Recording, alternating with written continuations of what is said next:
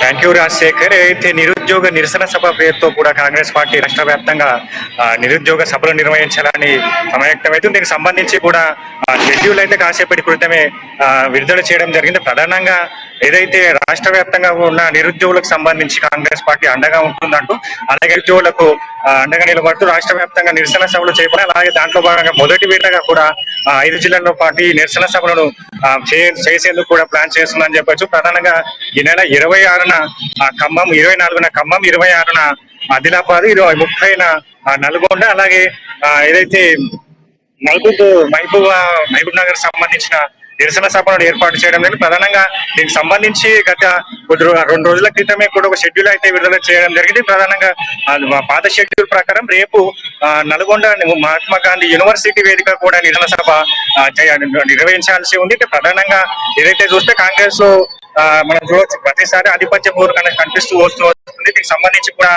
ఏదైతే నిన్న నల్గొండ రేపు జరగబోయే నల్గొండ నిరసన సభకు దానికి సంబంధించి అక్కడ పార్లమెంట్ నియోజకవర్గ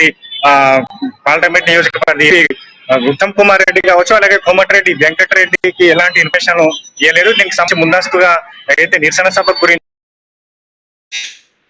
ఇవ్వకుండా ఎలా నిరసన సభ తెలుపుతారని కూడా నిరసన సభ ఎలా నిర్ణయం తీసుకుంటుంది టీపీసీసీ రేవంత్ రెడ్డి కావచ్చు, టీపీసీసీ కానీ వాళ్ళు ఏఐసీసీ ఇన్ఛార్జ్ మాణిక్రావు ఠాక్రేకి ఫిర్యాదు చేయడం జరిగింది. దీనికి ఫిర్యాదులో భాగంగా ఏఐసీసీ కార్యదర్శి నదీం జావద్ మొత్తం పూర్తిగా ఏదైతే ఉత్తమ్ కుమార్ రెడ్డి వ్యాఖ్యలకు సంబంధించిన పూర్తి వాళ్ళతో మాట్లాడి విధాన్ని సద్దుమణిగా చేశారు. దీనికి సంబంధించి కూడా నిన్న ఏదైతే ఈ నిరుద్యోగ నిరసన సభను రద్దు వేస్తూ టీపీసీసీ నిర్ణయం తీసుకుని దీనికి సంబంధించి ఈ రోజు మరో పాటు దీని వాయిదా అంటే ఈ నెల 30వ తేదీన అదే మహాత్మా గాంధీ యూనివర్సిటీలో ఈ నిరసన సభకు చేసేందుకు కూడా ప్లాన్ చేస్తున్నారని చెప్పొచ్చు. ప్రధానంగా ఏదైతే టీఎస్పీఎస్సీ పేపర్ లీకేజ్ వ్యవహారం నుంచి మేము రాష్ట్రంలో ఏదైతే నిరుద్యోగులు పడుతున్న నిరుద్యోగులకు ఇప్పటి వరకు ఏదైతే భర్తీ కాని ఖాళీల విషయం నుంచి కూడా నిరుద్యోగులు ఎదుర్కొంటున్న సమస్యలు కావచ్చు, అలాగే టీఎస్పీఎస్సీ పేపర్ లీకేజ్ వ్యవహారంలో నష్టపోయిన నిరుద్యోగులకు వారికి ఎలాంటి ఆధారం కల్పిస్తుంది, రాష్ట్ర ప్రభుత్వం నుంచి వాళ్ళకు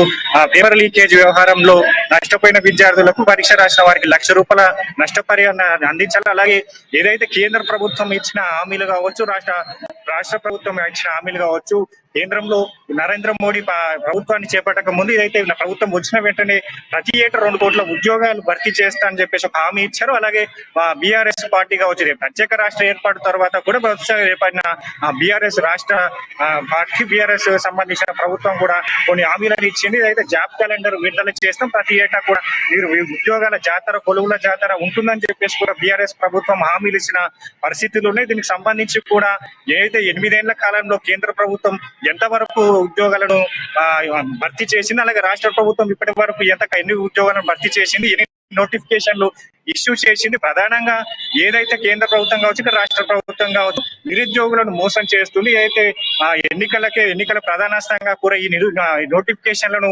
వాడుకుంటుంది. నిరుద్యోగులకు సంబంధించిన అన్ని సమస్యల పైన కాంగ్రెస్ పార్టీ పోరుబాట పడుతుంది. అలాగే కాంగ్రెస్ పార్టీ సంబంధించి 5 జిల్లాల్లో మొదటి విడతగా కూడా ఈ నిరసన సభ నిర్వహిస్తుంది. దీనికి సంబంధించి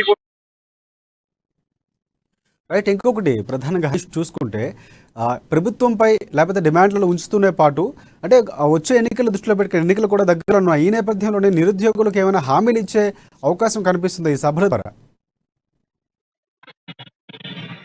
ప్రధానంగా ఏదైతే కేంద్ర రాష్ట్ర ప్రభుత్వాలు ఇచ్చిన హామీలు కావచ్చు, అలాగే రాష్ట్రంలో అయితే వచ్చే కాంగ్రెస్ పార్టీ అధికారంలోకి వస్తే నిరుద్యోగులకు ఎలాంటి తీసుకోవాలి, ఎలాంటి నిర్ణయాలు తీసుకోవాలి, ఉద్యోగ భర్తీ నోటిఫికేషన్ మొదలు ఎన్ని వచ్చే అంటే కాంగ్రెస్ పార్టీ వచ్చిన మరుక్షణమే కూడా 2 లక్షల ఉద్యోగాలు రాష్ట్రంలో భర్తీ చేస్తామని కూడా హామీని ఇస్తుంది. ప్రధానంగా కేంద్ర ప్రభుత్వం ఇప్పటి వరకు 2 కోట్ల ఉద్యోగాలు అనే పేరుతో కూడా, రాష్ట్ర ప్రభుత్వం ఏదైతే జాబ్ క్యాలెండర్ అనే పేరుతో కూడా నిరుద్యోగులను వంచిస్తుంది. వీళ్ళు దీనికి సంబంధించి అన్ని నిరుద్యోగులతో చర్చించి ఆ నిరుద్యోగులు ఇచ్చిన ఇన్పుట్స్ ని తీసుకొని వచ్చే కాంగ్రెస్ పార్టీ అధికారంలోకి రాగానే ఎలాంటి హామీలు, ఎలాంటి నిరుద్యోగ సంబంధించి నోటిఫికేషన్ ఇష్యూ చేయాలి దానిపైన కూడా సమయక్తుందని చెప్పి దీనికి సంబంధించి కూడా రాష్ట్ర వ్యాప్తంగా ఉన్న 30 లక్షల మంది పైన నిరుద్యోగులను ఈ సభలకు తరలించాలి, అలాగే సమీకరించాలని కూడా ఇప్పటికే టీపీసీసీ ఆదేశాలు డీసీసీలకు ఇచ్చింది.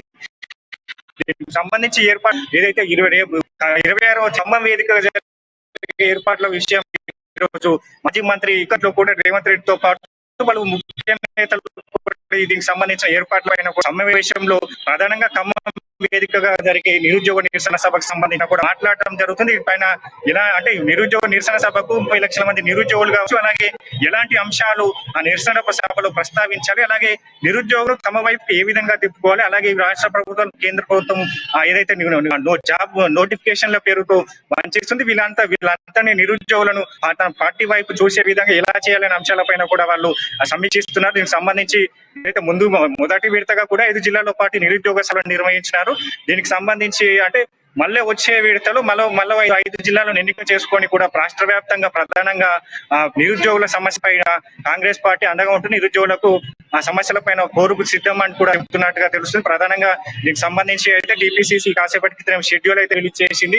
ఇక్కడ దీనికి అగ్రనేత ప్రియాంక గాంధీ కూడా ఈ నిరుద్యోగ నిరసన సభలో పాల్గొన్నారు. ప్రధానంగా ఏదైతే కేంద్ర రాష్ట్ర ప్రభుత్వాలు నిరుద్యోగ పట్ల అనుసరిస్తున్న విధాలు కావచ్చు, అలాగే టీఎస్పీఎస్సీ పేపర్ లీకేజ్ వ్యవహారంలో నష్టమైన 30 లక్షల మంది పైగా విద్యార్థులకు రైట్. ఒకటి ఇప్పుడు నిరసన సభలకు సంబంధించినటువంటి జన సమీకరణ కానీ, అలాగే ముందస్తుగా అనుమతులు పోలీసుల దగ్గర నుంచి అనుమతులు కానీ, లేకపోతే సభాస్థలం నిర్ణయించడం కానీ, ఈ వ్యవహారం అంతా ఎవరు చూసుకుంటున్నారు?